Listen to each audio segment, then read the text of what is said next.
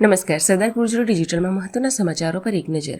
આણંદના સાંગોળપુરામાં 15 વર્ષની એક્ટિવા ચાલક કિશોરીનું ગળું ચાઇનીઝ દોરીથી કપાયું, ગંભીર ઇજા.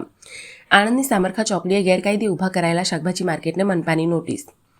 કઠલાલમાં મામેરા માટે લીધેલ ઉછીના ચૂકવણી પેટીનો ચેક 2 વખત રિટર્ન થતાં ઝાલોદના વેપારીની 1 વર્ષની કેદ.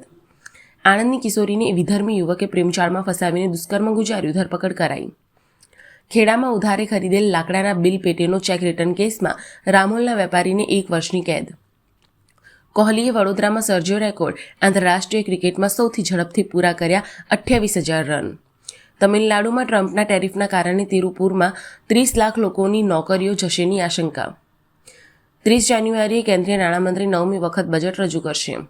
ટેરિફ અને ટ્રેડ વિવાદો વચ્ચે G7 નાણામંત્રીઓની બેઠકમાં અમેરિકાનું ભારતને ખાસ આમંત્રણ.